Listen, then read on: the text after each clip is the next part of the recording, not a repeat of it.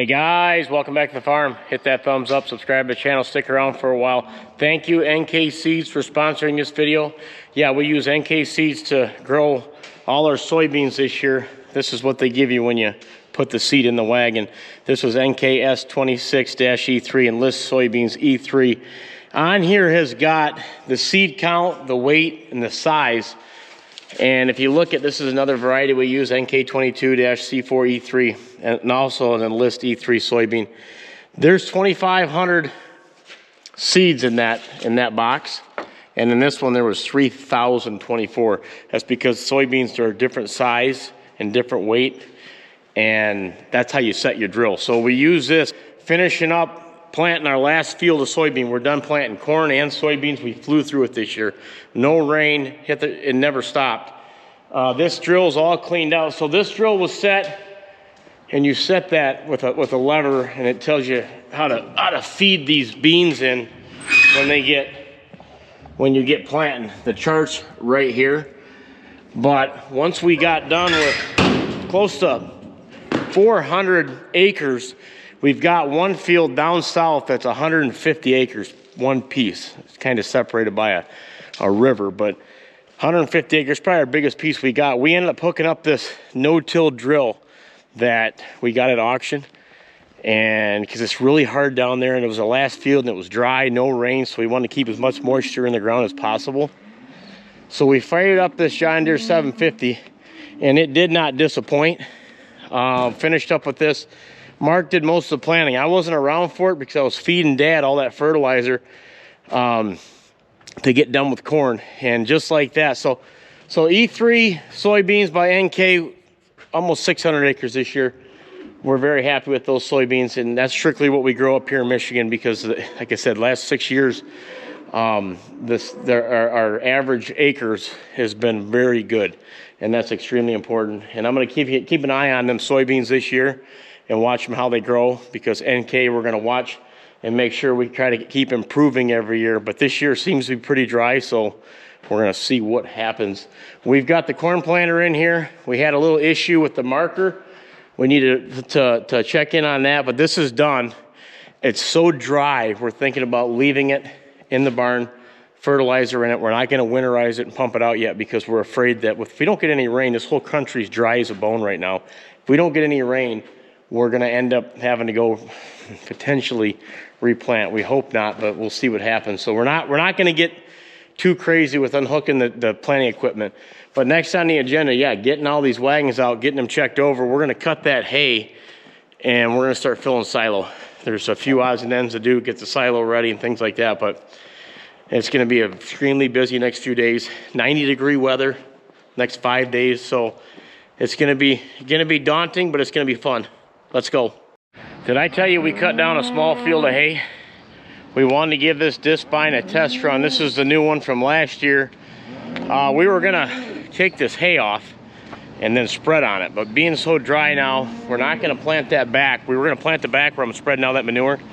I think we're gonna keep spreading there, and now just round bale up what we got in front of there, cut down. We gotta go rake it here in a bit, and hopefully get second or third cutting off it. I know we'll get 2 cuttings off it, but that'll be rolled over here in the fall. But man, these dry conditions, we're gonna take every bit of hay we can get. Let's go get the rakes. What we're using to rake this hay is my 4430. This is my blower tractor, mean machine. You've seen it if you followed last year. And a Kuhn Speed Rake SR600. This, I'll give you a better rundown on a future video, but as for right now, we're just gonna open this bad girl up, and we're gonna get the hay rake, so then we can get this back unhooked, and we'll hook it to the blower and get all that checked over. I ended up heading over, looking at that corn planter, just reminded me of heading over to the last field that we planted the corn. And you haven't seen Greg much, but for the last 2 weeks since we planted, it took us about 2 weeks, no rain. He'd been clearing the property we bought, probably gained us 3 to 4 acres. There's a house there when we bought it that burnt down. He had our excavator, was loading rubble and lots of crushed concrete, and there's a hip-roof barn there he ended up tearing down, and it was a lot of pine trees, but he got it cleaned up, and we're going to be able to farm it all now. So he did a good job on that. That looks to be some fertile soil where he's in there working.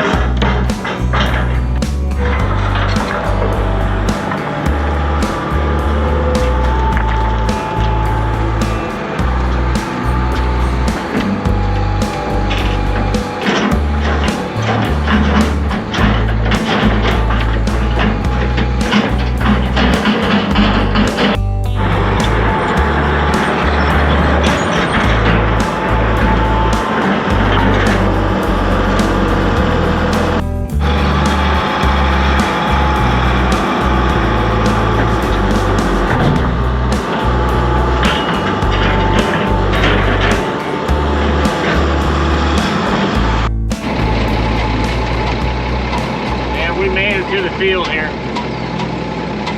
Get out of road gear.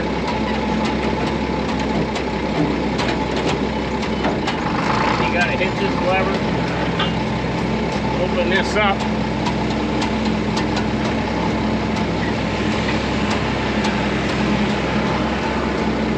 There you go, spreading a little load of manure. Open this up a little bit.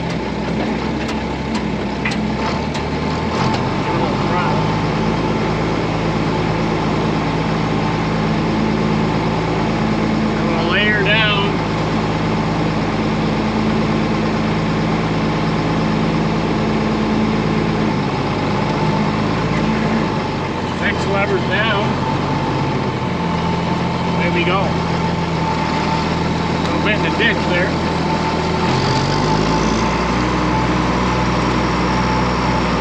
Widen up. We're rolling.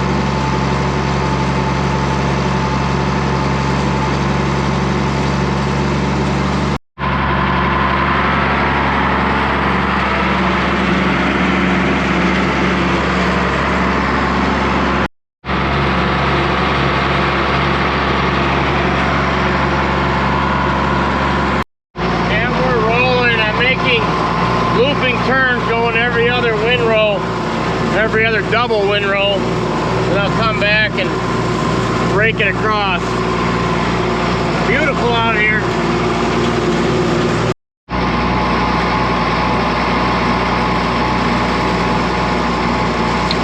Jump on that lever. Loop right around here, easy turn.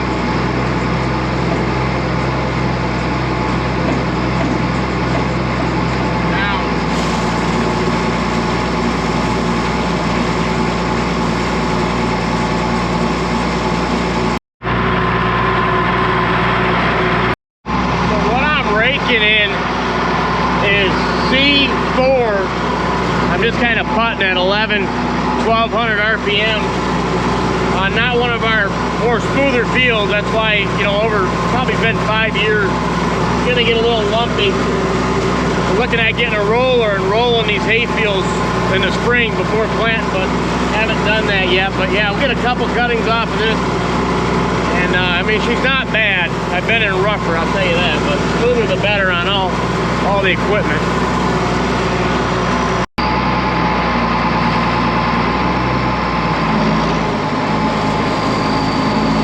Pedaling, tying it together.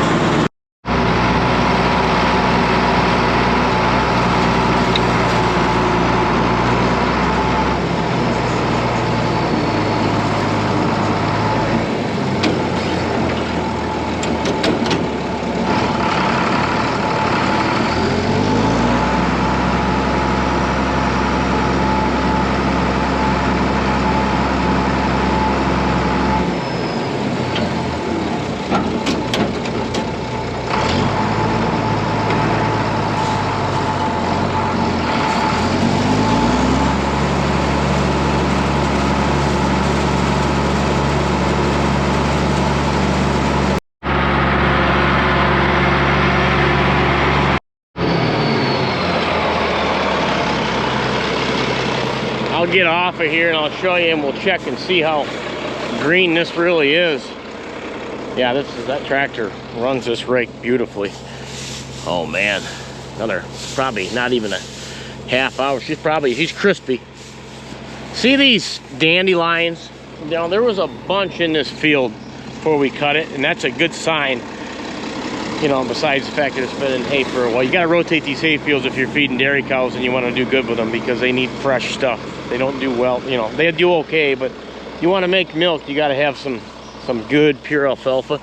All our main fields there, when we start cutting them, and I get the drone out and I show you, you're not gonna see any dandelions in there. It's a really good stand, the alfalfa will not let dandelions grow in there, but she's not bad. This will still make great feed. It depends on how it comes up. I might trickle this into the milk cows, but definitely going to be excellent heifer feed. Let's tie this last windrow together and get out of here.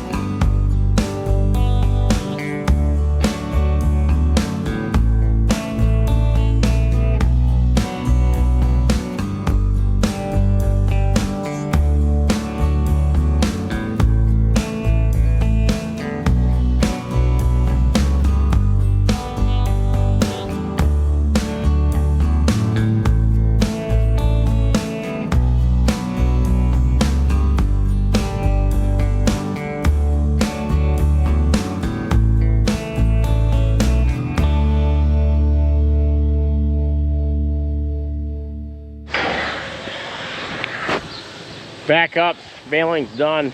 We're gonna get this stuff cleaned up, washed off, checked over, and put away for next year. Look, got into a little bit of binder twine. Take a look at this new baler. That's a brand new baler you just seen. We're gonna unhook this and check this over too, wash it down.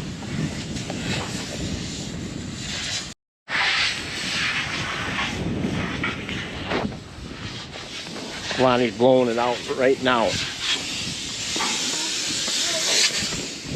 No, twist here.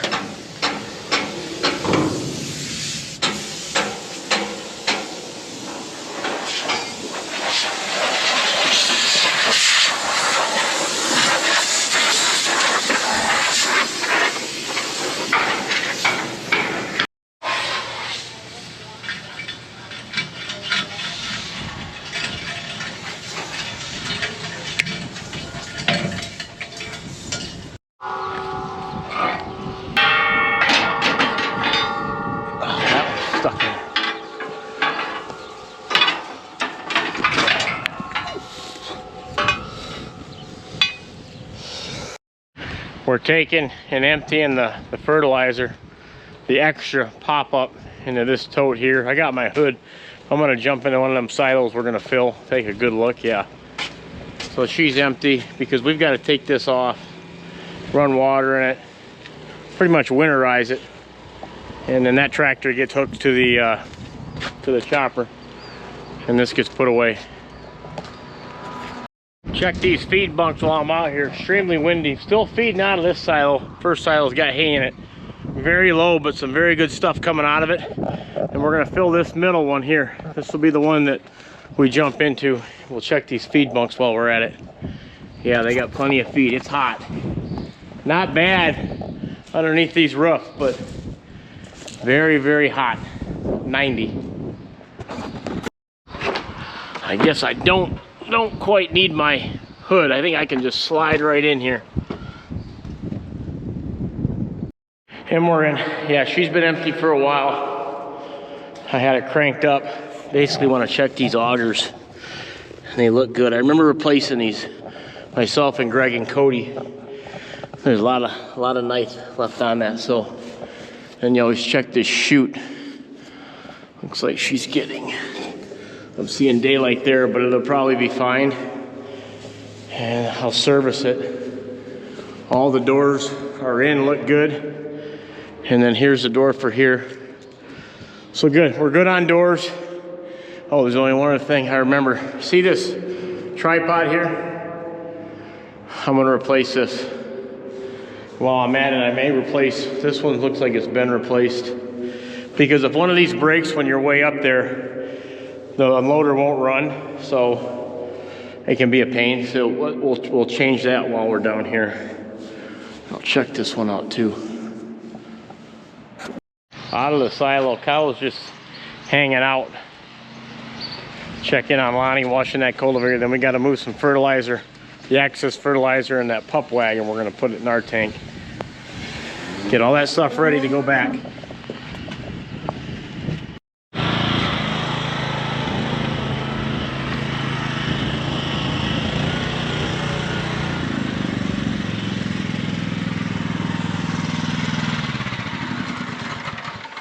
Looks pretty good. Gotta emptying this out. I'm gonna lift up on that wagon, get every drop out of it.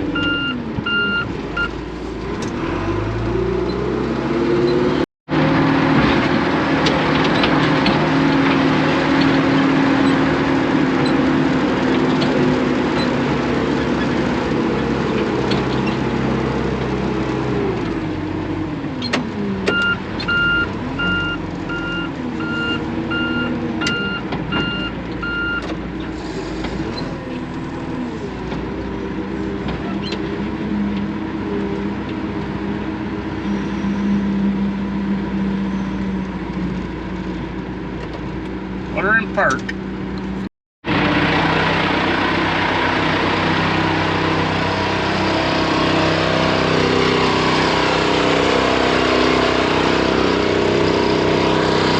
Go even higher. Making sure I'm not damaging anything.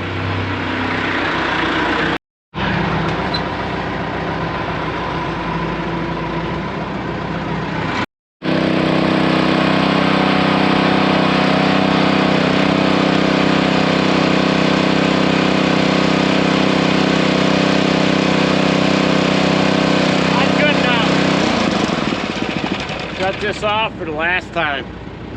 All right, tank's empty. I'll get this around front, I'll hook it in, come get it. Here's our other big horse, 9400. Little check update on this corn. Corn's doing good. No rain still, but she's coming up pretty good. We're happy with that, but she's very dry. We're gonna leave this disc hooked up. This is what we worked all our bean ground with, because all our bean ground last year was corn ground. So we disked and color packed it. So we'll leave the disc hooked up because, you know, we're spreading manure through that woods, that trail, and behind it, I got that about covered. Now we'll go in and disc it and then keep spreading on it. But I will unhook this color packer back here. We're gonna clean that up. We're gonna put that in the barn next. Maybe not today, but very soon. So it's not sitting out in 90-degree weather baking.